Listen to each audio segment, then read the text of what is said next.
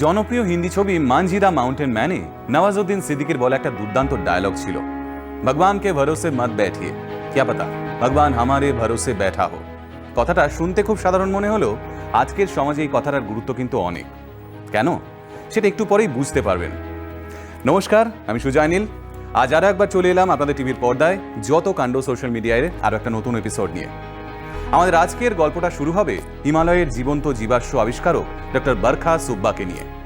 20 শতকের শেষ থেকে আজ অবধি পৃথিবী একটা ভয়ানক জলবায়ু সংকটের মধ্যে দিয়ে যাচ্ছে। একদিকে গলতে শুরু করেছে হিমালয়ের হিমবাহ, অন্যদিকে আবার শুকিয়ে যাচ্ছে একের পর এক নদী। আর এই কঠিন সময়ে বিশ্বের জীববৈচিত্র্য রক্ষা করাটা এখন আক্ষরিক অর্থেই একটা অস্তিত্বের লড়াই হয়ে দাঁড়িয়েছে। আর এই লড়াইয়ের নাম লিখিয়েই 2026 সালে হুইটলি অ্যাওয়ার্ড বা গ্রিন অস্কার জিতে ভারতের নাম উজ্জ্বল করলেন ডক্টর বরখা সুব্বা ও পারভিন শেখ। পূর্ব হিমালয়ের দার্জিলিং এবং কালিম্পং জেলার গভীর পাহাড়ি অরণ্যে বাস করে বিশ্বের অন্যতম প্রাচীন উভচর প্রাণী তথা জীবন্ত জীবস্ব নামে পরিচিত হিমালয়ান স্যালামান্ডার।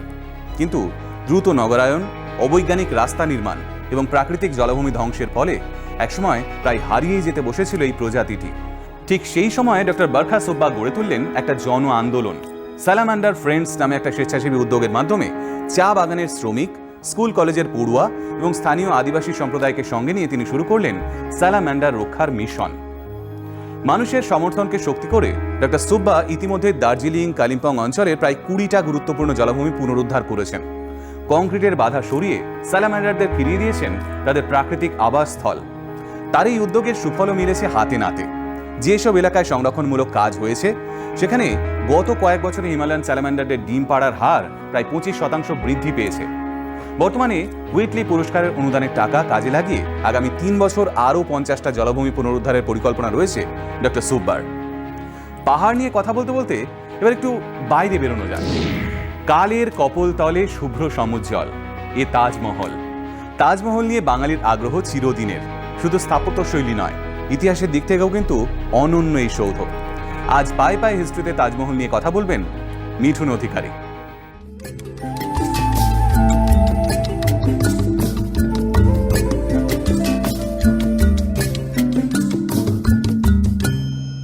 বন্ধুরা, তাজমহলকে বলা হয় ভালোবাসার সাক্ষী।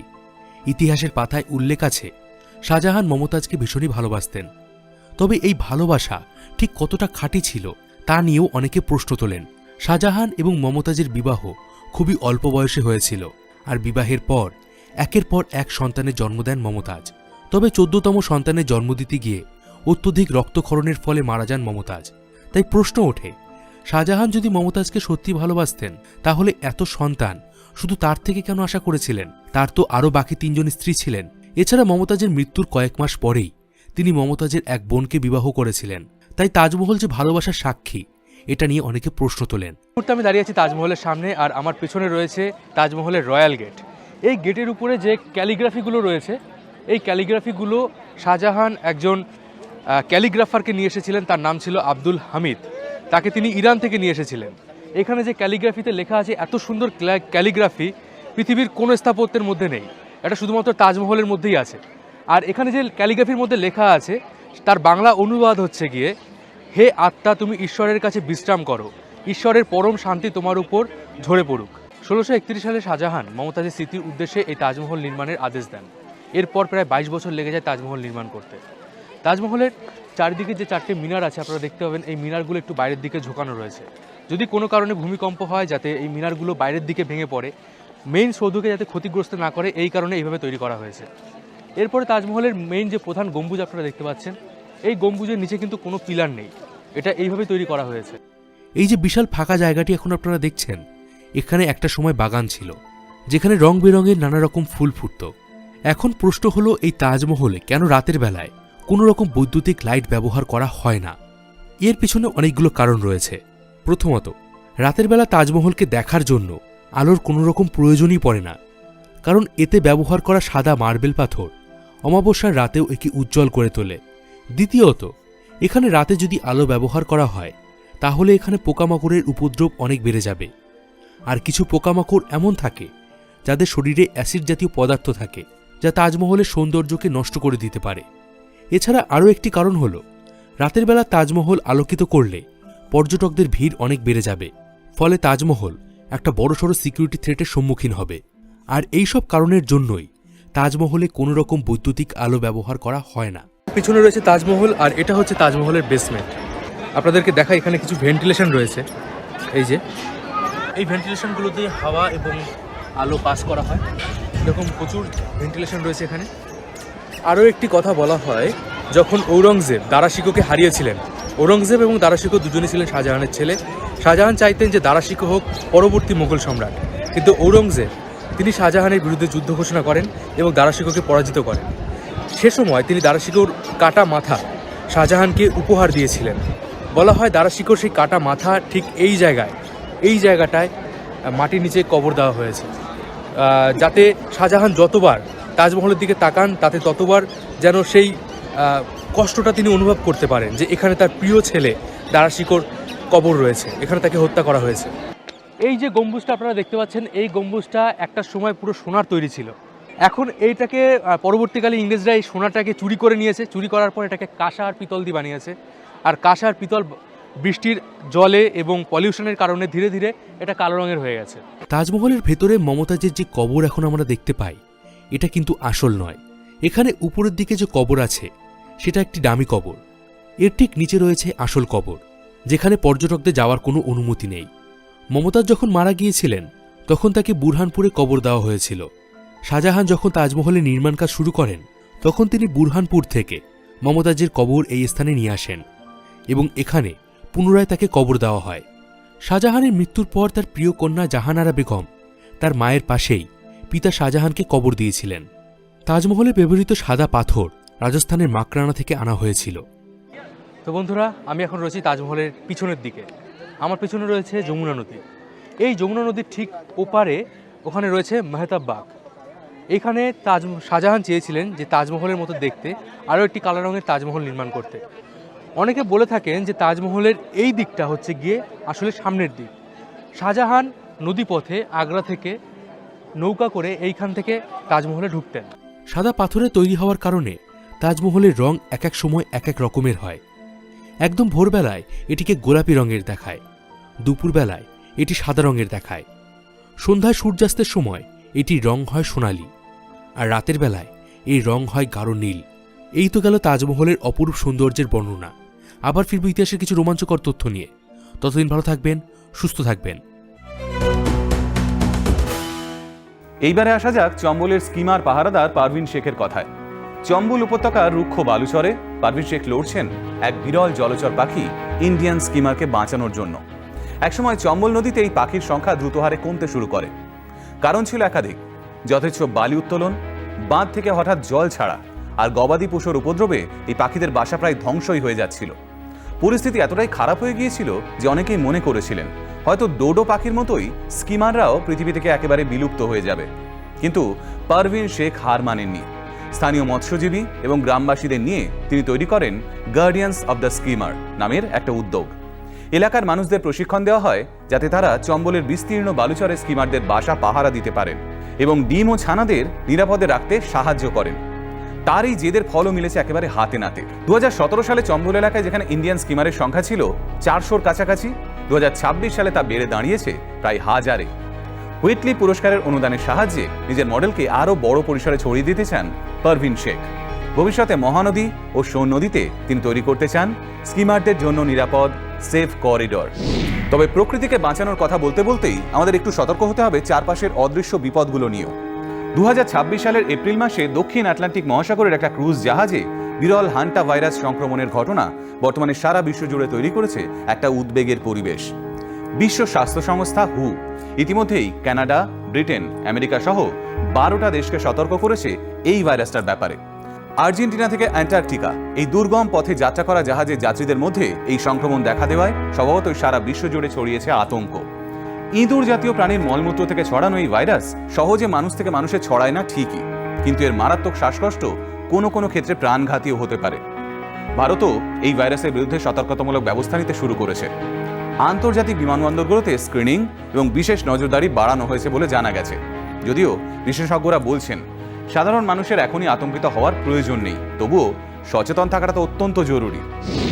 তবে অদৃশ্য বিপদ কিন্তু শুধু ভাইরাসের মধ্যে সীমাবদ্ধ নয়। আমাদের চারপাশে এমন অনেক ফাঁদও লুকিয়ে রয়েছে, যেগুলো চোখে দেখা যায় না ঠিকই, কিন্তু মুহূর্তের মধ্যে উলট পালট করে দিতে পারে একটা মানুষের জীবন। আর সেই অন্ধকার দুনিয়ার পর্দা সরাতেই এবার কলমকে হাতিয়ার করলেন দুই ভারতীয়।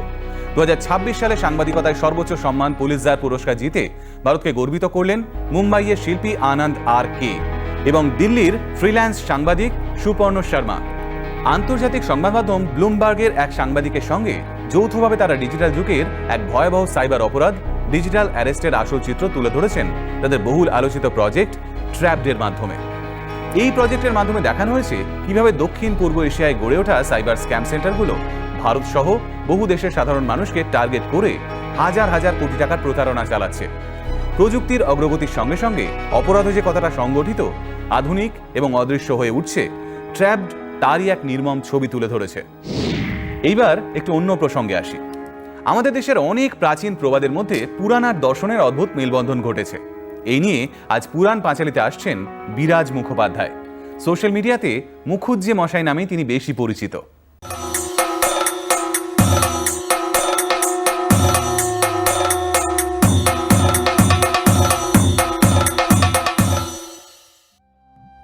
সময়যাত্রা ও একটি প্রবাদ, যেমন কন্যা রেবতী তেমন পাত্র গদাহাতি। এই যে প্রবাদ, এর একটি পাঠান্তর আছে, যেমন কন্যা রসবতী তেমন পাত্র মাধব তাঁতি। অর্থাৎ খুব খারাপ একটা জোড়া, খারাপ অথচ মানানসই, ব্যঙ্গার্থে এইরকম তুলনা করতে গিয়ে আমরা এই প্রবাদের ব্যবহার করে থাকি।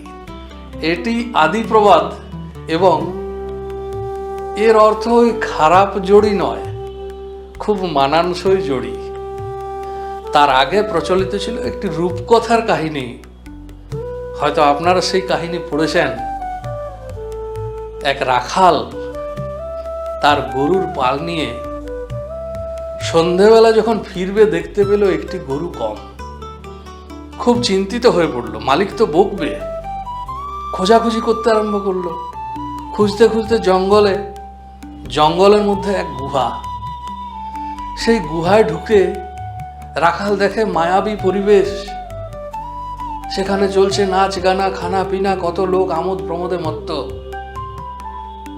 রাখাল যেন কিরকম মোহিত হয়ে সেও তার মধ্যে মত্ত হয়ে গেল, নাচ দেখতে আরম্ভ করলো, গান শুনতে আরম্ভ করলো, খাওয়া দাওয়াও করলো, আর তারপর এক সময় ঘুমিয়ে পড়লো। সকালবেলা যখন ঘুম ভাঙছে দেখছে আশপাশে কেউ কোথাও নেই। বেরিয়ে এসে দেখছে বাইরের পৃথিবীটা পুরো বদলে গেছে, গরুর পাল নেই। আরো একটু এগিয়ে দেখে গ্রাম বদলে গেছে। অনেক খুঁজে খুঁজে রাজবাড়িতে এসে দেখে রাজবাড়ির সেই জলুস নেই। রাজবাড়ির থেকে বহু দূরে যে কুঁড়ে ঘরে সে আর তার বুড়িমা থাকতো, সেই কুঁড়ে ঘরটা খুঁজে পাওয়া গেল না। অনেক ঘুরতে ঘুরতে এক অতি বৃদ্ধ লোকের সাক্ষাৎ যখন সেই রাখাল বালক পেল, সেই অতি বৃদ্ধ বললেন, তুমি তো অনেক কাল আগের কথা শোনাচ্ছ বাপু। সেই বুড়ি তো তার ছেলের দুঃখে কেঁদে কেঁদে কবেই মরে গেছে। অর্থাৎ সেই গুহা এমন এক গুহা যেখানে কয়েক ঘন্টা পৃথিবীতে কয়েক বৎসর কেটে গেছে, কয়েক দশক কেটে গেছে, কয়েক শতক কেটে গেছে। তো সময়ের গতিবেগ যদি বিভিন্ন জায়গায় বিভিন্ন রকম হতো, তাহলে সময়যাত্রা করা খুব সহজ হতো। আমাদের ভারতীয় পুরাণে, হিন্দু পুরাণে মনীষীরা বহু যুগ আগে এই কথা বলে গেছেন। এখন তো আইনস্টাইন বলেছেন, কিন্তু কবেকার মনীষীরা বলে গেছেন যে পৃথিবীর বাইরে যে সমস্ত দেবলোক, কিন্নরলোক, গন্ধর্বলোক ইত্যাদি আছে, সেখানে সময়ের গতিবেগ আলাদা। পৃথিবীতে 1 বৎসর পার হলে দেবলোকে একটা দিন পার হয় মাত্র। ব্রহ্মলোকে ব্রহ্মা চোখের পলক ফেললে পৃথিবীতে লক্ষ লক্ষ বছর পার হয়ে যায়। একটা গল্প আছে, সত্যযুগে এক রাজা ছিলেন, রাজা কুকুদভি। তিনি রৈবতক রাজ্যের রাজা ছিলেন। তার জন্য তার কন্যার নাম ছিল রেবতী। আমাদের প্রথমে যে প্রবাদ বললাম সেই প্রবাদের নায়িকা রেবতী। রেবতী ছিলেন বহু গুণান্বিতা, সর্বগুণান্বিতা। তার জন্য রেবতীর যোগ্য পাত্র কুকুদমি খুঁজে পাচ্ছিলেন না। কার সঙ্গে বিয়ে দেওয়া উচিত স্থির করতে পারছিলেন না। তিনি মেয়েকে নিয়ে সোজা চলে গেলেন ব্রহ্মলোকে। সেখানে পৌঁছে দেখেন ব্রহ্মাজি গান শুনছেন। দুই গন্ধর্ব হাহা এবং হুহু তারা গান গাইছে। বিরক্ত করা উচিত হবে না ভেবে রাজা কুকুদমিও কিছুক্ষণ গান শুনলেন। গানের অনুষ্ঠান শেষ হলো। তিনি ব্রহ্মাজির সঙ্গে দেখা করে মনের কথা বললেন। বলে জিজ্ঞাসা করলেন, এখন আপনি বলুন, এই যে রাজাদের নাম আমি বললাম তাদের কার সঙ্গে আমার মেয়ের বিয়ে দেওয়া উচিত হবে? ব্রহ্মাজি হেসে বললেন, তুমি কয়েক ঘন্টা ব্রহ্মলোকে কাটিয়েছ। পৃথিবীতে বহু বৎসর পার হয়ে গেছে।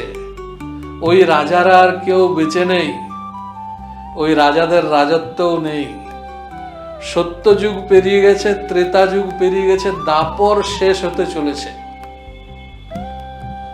তবে চিন্তা করো না, তুমি শীঘ্র যাও। সেখানে কৃষ্ণ এবং বলরাম আছে।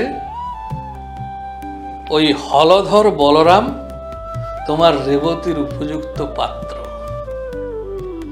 কুকুদমি আর দেরি না করে ফিরে এলেন। বলরামের সঙ্গে রেবতীর বিয়ে হলো। রেবতী সত্যযুগের মহিলা। তার উচ্চতা ছিল বহু বেশি। বলরাম, হলধর বলরাম, তার কাঁধে সবসময় হাল থাকতো। সেই হাল দিয়ে তিনি রেবতীর ঘাড় ধরে টেনে নামিয়ে রেবতীকে ছোট করে দিলেন। যেমন কন্যা রেবতী, তেমন যোগ্য পাত্র হয়েছিল বলরাম। বলরাম ছিলেন গদা যোদ্ধার বীর। হাতে থাকতো গদা, তাই তাকে বলা হচ্ছে গদা হাতি। হাতে যার গদা। হাতি মানে চতুষ্পদ হস্তি নয়, আর গদা মানে মোটা সোটা নয়। গদা হাতি মানে হাতে যার গদা আছে।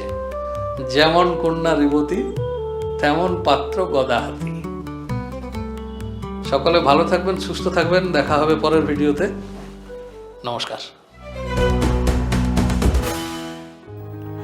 এইবার চলুন কথা বলা যাক ভারতের নারী নিরাপত্তা নিয়ে। ভারতের নারীরা ঠিক কতটা নিরাপদ? এই প্রশ্নের উত্তর খুঁজতেই এক অভিনব সিদ্ধান্ত নিলেন হায়দ্রাবাদের মালকাজগিরির পুলিশ কমিশনার IPS ভি সুমতি। সাধারণ একটা চুড়িদার পরে একেবারে সাধারণ মেয়ের মতো রাত 12:30টার সময় তিনি একা গিয়ে দাঁড়ালেন দিলকুশ নগরের বাস স্ট্যান্ডে। তারপর তার সঙ্গে যা হলো তা সত্যি শিউরে ওঠার মতো।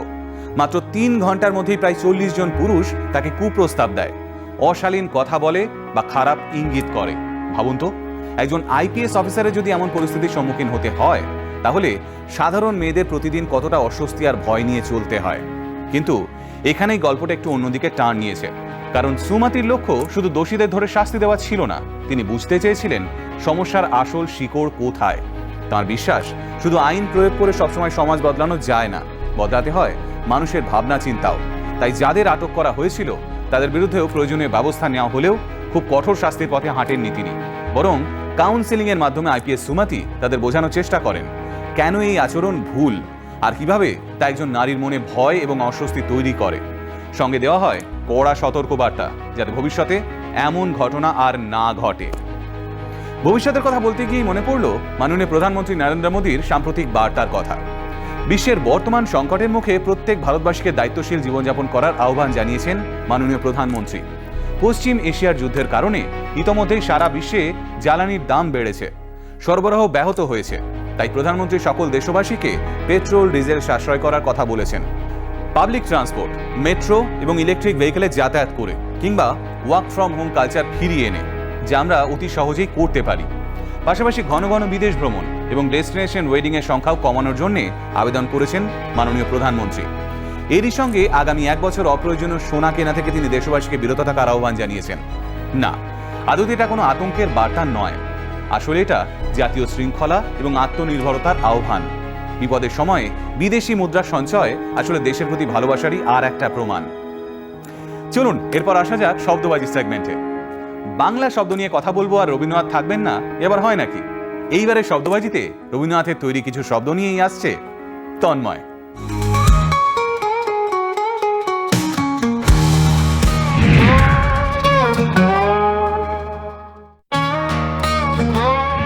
যে ঠাকুর কখনো পাপ দেয় না, যে ঠাকুরের কখনো বিসর্জন হয় না, যে ঠাকুরকে অর্জন করতে হয়, যে ঠাকুর সারা বছরই মনে রয়, তিনি রবীন্দ্রনাথ ঠাকুর। আমরা জোড়াসাঁকো ঠাকুর বাড়িতে রয়েছি, আর এখানে স্বাভাবিক রবীন্দ্রনাথের জন্ম থেকে মৃত্যু এবং জীবনে অর্ধেকের অনেকটা বেশি সময় কাটানো। তো তাকে ঘিরে যখন এই যতকাণ্ড সোশ্যাল মিডিয়ায় শব্দবাজি এবং বাংলা শব্দে খেলার মাধ্যমে এসেছি, তো তাকে চিনবে একটু অন্যভাবে, আর তার কাজকেও দেখব একটু অন্য চেহারায়। 1940 সাল, রবীন্দ্রনাথ এই জোড়াসাঁকো ঠাকুর বাড়িতে রয়েছেন। জীবনের শেষ প্রান্তে এসেও তিনি কতটা সৃষ্টিশীল ছিলেন তার একটা প্রমাণ দিই একটা অদ্ভুত নতুন শব্দে, যেটা রবীন্দ্রনাথ এইখানে বসে লিখতে শুরু করেন। মশক মঙ্গল গীতিকা নামে তিনি একটা নতুন জিনিস লিখতে শুরু করেন এইখানে। মশক মঙ্গল গীতিকার মশক মানে যে মশা, সেটা যে কোনো সাধারণ বাঙালি মোটামুটি বুঝতে পারবে। তারপরে মঙ্গল কাব্যের স্টাইলে তিনি যখন লিখতে শুরু করলেন মশক মঙ্গল গীতিকা, মশাদের গান, সেখানে তিনি নতুন একটা শব্দ সৃষ্টি করলেন মাসব, ময় আকার তালব্য ব।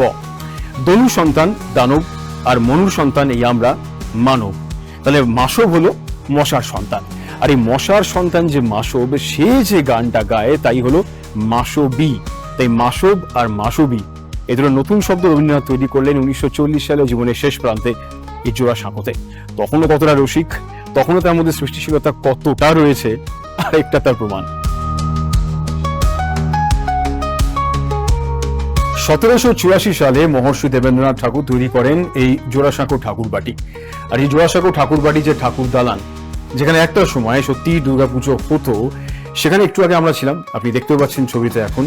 এই সেই ঠাকুর দালান যেখানে 20 বছর বয়সে রবীন্দ্রনাথ ঠাকুর অভিনয় করেন বাল্মীকি প্রতিভায়। আর সেই বাল্মীকি প্রতিভায় অভিনয় করার মুহূর্তের ছবি দাঁড়িয়ে রয়েছি ঠিক তার পাশে।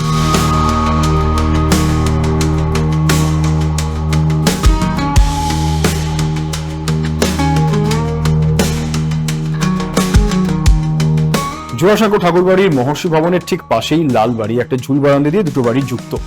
এই লাল বাড়ির নাম কিন্তু এখন হয়েছে বিচিত্র ভবন। আসলে 1915 সাল নাগাদ রবীন্দ্রনাথ ঠাকুর এই অংশটার নাম দেন বিচিত্রা ভবন, এবং এই বিচিত্রা ভবনেই তখন যাবতীয় সাংস্কৃতিক অনুষ্ঠান হতো। এই বিচিত্রা ভবনেই আসতেন নতুন যারা লেখক, অন্যান্যরা যারা রবীন্দ্রনাথের সঙ্গে দেখা করতে আসতেন। এবং আমি যেখানে দাঁড়িয়ে রয়েছি তার ঠিক ওইখানে ডান দিকে একটা ঘর, ওটা রবি ঠাকুরের লেখার ঘর। উনি ওখানে বসে লেখালেখির কাজ করতেন। যারা নতুন লেখক ইত্যাদি তারা ওখানে আসতেন তার সঙ্গে দেখা করতে। বিচিত্র ভবনের যে অংশটা আপনারা দেখতে পাচ্ছেন, 1917 সালের 10ই অক্টোবর ঠিক এইখানটায় ডাকঘর নাটক মঞ্চস্থ হয়েছিল। আর সেদিন দর্শক আসনে কে কে ছিলেন জানেন? ছিলেন মহাত্মা গান্ধী, অ্যানি বেসেন্ট, মদন মোহন মালব্য এবং বাল গঙ্গাধর তিলক। বুঝতেই পারছেন এই জায়গাটা কতটা ঐতিহাসিক। এই যে বিচিত্রা ভবন, যেটা সাহিত্য সংস্কৃতির একটা পীঠস্থান হয়ে উঠেছিল, রবীন্দ্রনাথ এই সংস্কৃতি শব্দটার আগে কালচার শব্দের বাংলা হিসেবে যে কৃষ্টি শব্দটা রীতিগত প্রচলিত ছিল বা খুব একটা পছন্দ করতেন না, এবং সেই নিয়ে একাধিক জায়গায় তিনি লেখালেখি করেছেন যে এখন কৃষ্টি শব্দের মাধ্যমে কালচার শব্দকে যে বোঝানো হচ্ছে তা তার মোটেই পছন্দ হচ্ছে না। তিনি ক্রমাগত খুঁজছিলেন যে অন্য একটা শব্দ যা কালচার শব্দের সঠিক বাংলা হবে, এবং তখনই আচার্য সুনীতি কুমার চট্টোপাধ্যায় তাকে এই সংস্কৃতি শব্দটার খোঁজ দেন, যা তার খুব পছন্দ হয়। এবং তারপর থেকে তিনি সব জায়গায় সব লেখায় সংস্কৃতি শব্দটা ব্যবহার করতে শুরু করেন বাংলায় কালচার বোঝানোর জন্য। তো কৃষ্টি ক্রমশ আস্তে আস্তে হারিয়ে যায়, যদিও এখন অনেক বাঙালি কৃষ্টি ব্যবহার করতে চান, অনেক জায়গায় লেখা হয় বটে, কিন্তু কালচারের বাংলা বলতে আমরা যে সংস্কৃতি বুঝি তা রবীন্দ্রনাথের হাত থেকেই আমরা পেয়েছিলাম। দাঁড়িয়ে রয়েছে বিচিত্র ভবনের যে জায়গায়, সেখানে আমার ঠিক পাশে শোকেসে আপনারা দেখতে পাচ্ছেন অবন ঠাকুরের এসরাজ। কারো প্রতি সিম্পাথি দেখানোর সময় আমরা সহানুভূতি বা সহানুভূতিশীল এই শব্দগুলো আজও ব্যবহার করি, অথচ যেখানে দাঁড়িয়ে আছি অর্থাৎ জোড়াসাঁকোতে এরকম একটা জায়গায় থেকে রবীন্দ্রনাথ এই দুটো শব্দ সহানুভূতি বা সহানুভূতিশীল একদমই পছন্দ করতেন না। তার মনে হতো যে সিম্পাথির বাংলা বরং হওয়া উচিত অনুকম্পা, যার ব্যবহারটা এখন খুবই সীমিত। খুব কম জায়গায় আমরা অনুকম্পার ব্যবহার দেখতে পাই, কিন্তু রবীন্দ্রনাথ মনে করতেন সিম্প্যাথির বাংলা যথার্থ অর্থে অনুকম্পাই হওয়া উচিত। এই পর্বে যে খেলাটা খেলবো বাংলা শব্দছকের খেলা, সেখানে কোনো সূত্র দিচ্ছি না। রবি ঠাকুরের 3টে সৃষ্টি, তাকে শব্দছকের চেহারায় সাজিয়েছি এবং কয়েকটা অক্ষর খাবলে খেয়ে নিয়েছি। তো বলা যেতে পারে একটা খাবলি শব্দছক। এই আন্দাজে আপনাকে বুঝতে হবে রবি ঠাকুরের কোন 3টে সৃষ্টির নাম এখানে রয়েছে।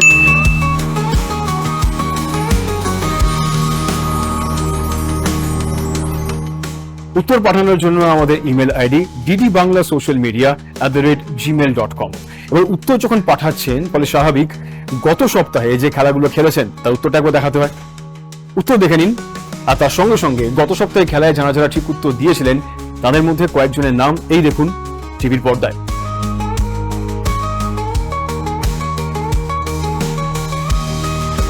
এই সপ্তাহে যারা ঠিক উত্তর পাঠাবেন তাদের ঠিক উত্তর এবং নাম আমরা সামনের সপ্তাহে দেখাবো যত কাণ্ড সোশ্যাল মিডিয়ায়। বাই দ্য ওয়ে, ফলো করতে ভুলবেন না যত কাণ্ড সোশ্যাল মিডিয়া, বিভিন্ন সোশ্যাল মিডিয়া হ্যান্ডেল অর্থাৎ ফেসবুক, ইউটিউব, ইনস্টাগ্রাম। দেখা হবে যত কাণ্ড সোশ্যাল মিডিয়ায় শব্দবাজি নিয়ে সামনের সপ্তাহে। তাহলে এই ছিল এই সপ্তাহের যত কাণ্ড সোশ্যাল মিডিয়ায়।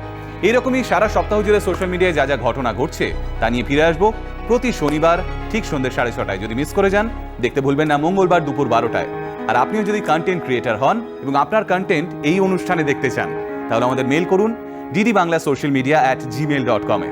আর আমাদের বিভিন্ন সোশ্যাল মিডিয়া প্ল্যাটফর্মে ফলো করতে কিন্তু ভুলবেন না। ফিরে আসছি পরের সপ্তাহে। সবাই ভালো থাকবেন, নমস্কার।